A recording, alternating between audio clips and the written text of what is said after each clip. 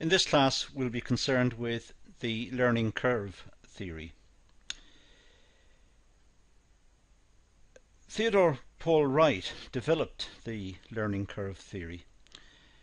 Wright's theory was developed from his research of the aircraft industry and labour productivity, where he implied that it is possible to predict labour time when producing planes in the future. So it was a detailed study of the aircraft industry, and he tried to work out if it's possible to predict the production time for aircraft in the future. So looking at their experiences, current experiences of manufacturing aircraft, and perhaps past experiences, and an element of learning by doing. According to Wright, it would therefore be possible to move into the future in the sense of being able to predict production times in the future based on current experience. Wright suggested that the time it takes to produce a product reduces by the quantity produced. Now, if we can just stop with that sentence for a moment, in a sense this is not revolutionary, this is not completely radical thinking. Adam Smith, in The Wealth of Nations in 1776, in his book The Wealth of Nations, Smith talked about the division of labour and the productivity gains that were to be had from dividing work up into small units, small tasks, and then operators performing small tasks would learn by doing. They would gain a skill in doing that particular task, and they would become more adept at producing the product, so that output per worker would increase dramatically by dividing the work process up into small tasks and allocating it to different workers. Well, what Wright's suggesting here is that the product cost and the time it takes to produce a product should diminish with the quantity produced. So there is, in a sense, a learning by doing aspect to this one as well. It's very similar to what Smith was suggesting way back in 1776 in The Wealth of Nations. To move on from that particular sentence, and it goes on to say, this is an act of repetition where individuals or groups become good at a task if they keep producing the same product using the same procedure over a certain period of time. So there is learning by doing. There's the workers are gaining experience of how to do the task. They're becoming more efficient at producing the tasks. They're more familiar with the task, and they become more adept, as I said earlier, at doing the task. So productivity should improve. They're learning from their experience. The learning curve is a natural human process. We learn from errors. We search for techniques and technologies that help us become more efficient. This is what we've done since we lived in caves. We're always looking out for better ways of living, better ways of acquiring food and shelter, and we've done it really from very primitive times right up to now. We're still looking for better ways to perform tasks, more efficient ways of living, more efficient ways of working. So it's not a new thing to the human condition. This is something that we do, and we seem to do automatically. And when we make mistakes, we learn from the mistake. We understand what we've done wrong, why the mistake occurred, and the next time we try to avoid it because we know the error will arise again. So what's the point? We may as well do it correctly. So we learn from our experiences. All the time we're learning by doing. The learning curve is not a means of reducing costs, but it allows us to become more efficient in the future.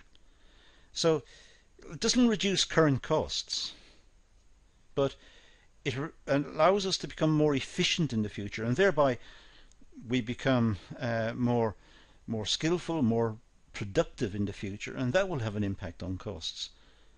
So it's when we move into the future that we benefit from our current learning.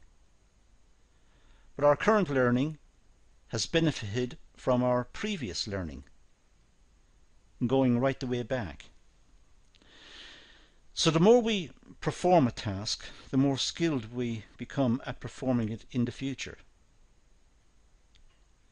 And the learning curve would look something like this. The number of repetitions for a given task. The more we do it, then the time taken per repetition, well, you can see the time taken per the time taken per repetition falls as we do more and more repetitions.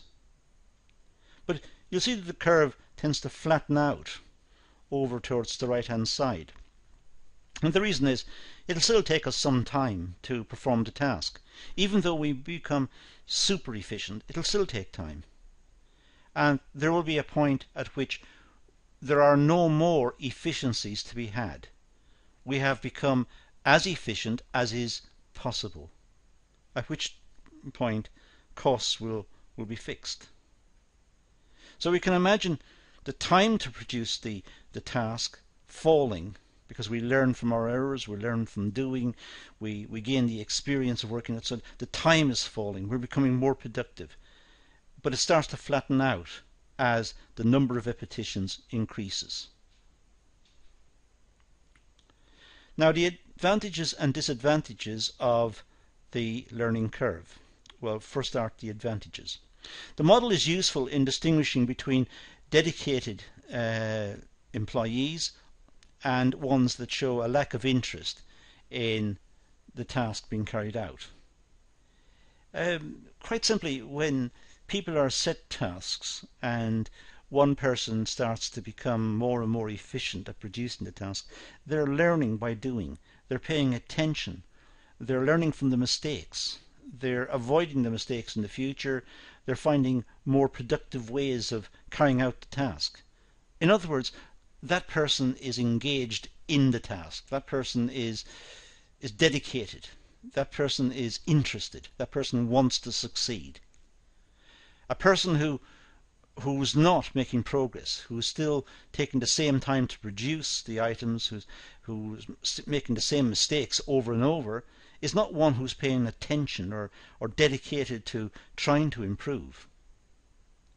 So this is a way in which employees can be, in a sense, graded for their interest. They're able to look at the employees and say which ones are making mistakes, which ones have become more efficient, which ones have not, and in this way there's an insight into the employee motivation, the employee dedication.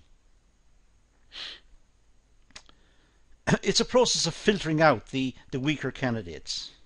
So weaker workers can be identified, and therefore less time wastage. The worker who is not making progress, who is not becoming more skilled at doing the job, not becoming more efficient, that worker could be moved off to do some other task, perhaps. There's also a consideration of employee level of satisfaction. The more challenging a task, the higher the level of satisfaction. As humans, we like a challenge. We like to have a task that challenges us, and we have to think about it, and we have to figure out how to do it. And when we've done a good job, we're rewarded by praise. The manager thanks us and says, a job well done. We like this. This is part of the human condition. So we like challenging tasks, but they can't be so challenging that we can't do them. They have to be possible. We have to be able to complete the task, but challenging nonetheless. When there's a constant repetition of a difficult task, there's also a greater sense of satisfaction and accomplishment. When the task is difficult, but we've encountered the task many times, and we've learned from our mistakes, and we've We know how to get organized. It's a complex task, but now we're able to perform it fast, efficiently, productively. This could actually lead to status within the working environment. People admire the dexterity with which we go about the task.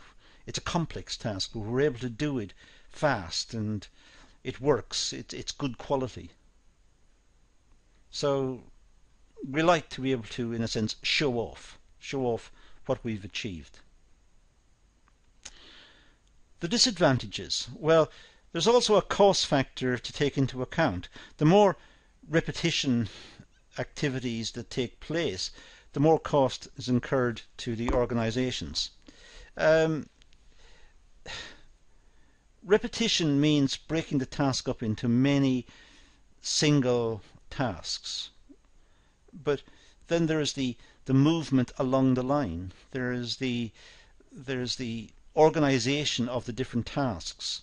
There's the stock required, and in a sense the logistics, the movement along the line, and having all of the components available throughout. And if there's a breakdown in the line, if different workers are working on different parts of the task is passed from one worker to the next, and they're working on something that they've built up a skill on. But if that line breaks for whatever reason, then the whole production process breaks down. The whole line breaks down. So if one of the workers runs out of raw materials or out of particular components and can't finish his or her task, then the workers further along the line who are waiting for the item to be passed to them, for them to work on it, they're going to be to stand still. They have nothing to work on. So there are risks involved in this process, and there are costs. Difficult tasks are more likely to cause frustration. Learning new tasks requires time and careful attention. However, mistakes are common. These have an adverse effect on organization as they have to incur the costs. So difficult tasks can lead to frustration. Difficult tasks can lead to employees getting annoyed with the task. They find it difficult to put it all together, or it might require particular dexterity, and it may take time to develop that. And when new tasks are introduced, it takes time to learn those. It takes time for the employees to focus and completely assimilate what is required within that task. And with complicated tasks or difficult tasks, or with new tasks, mistakes can happen. And that can add to the frustration and the annoyance of the employee. And it will also have, of course, a bad effect on the organization, since it will increase the costs. The learning curve theory is a useful guide for organizations. They can use the theory to predict retention rate and task efficiency. We expect workers to become more efficient over time. They become more skilled at performing the task. They become more efficient. They in the sense that the time they spend on the task is reduced. They're able to perform more tasks in a given time period. But we have to take into account other issues. If the employee is doing the same task repetitively, day in, day out, they may become bored. It may be seen as dehumanizing. So we need job enlargement as well to keep us interested. Not just performing one task because we're efficient at producing that task, producing the one task over and over. That is not seen as conducive to a good working life. The theory can be used in all organizations and relevant training courses. It's possible for us to acquire skills by performing a particular task over and over. So we acquire a particular skill. That's how we learned at our first school. We learned to write by repetitively making letters using a pen and paper and writing it down over and over. And when we'd mastered it, we were praised by the teacher. So we had a reward. But as I said, if we are performing the same task day in, day out, having acquired the skill to complete the task, it can become very boring. We, as individuals, we receive new information, we learn from errors, and we rectify the errors, and therefore this helps us to be better at the task. So as individuals, this is part of the human condition. We do look for new information, we look for new ways of working, we look for new ideas. We constantly reflect on what we're doing and what we were confronted with, and we try to improve our work by reflection and by thinking. And we learn from our mistakes.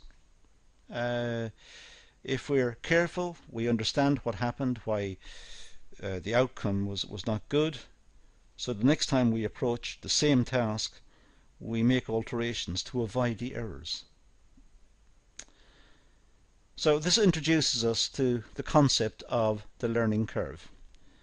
And that's all I'm going to do in this session. So let's leave it at that and say thank you for watching.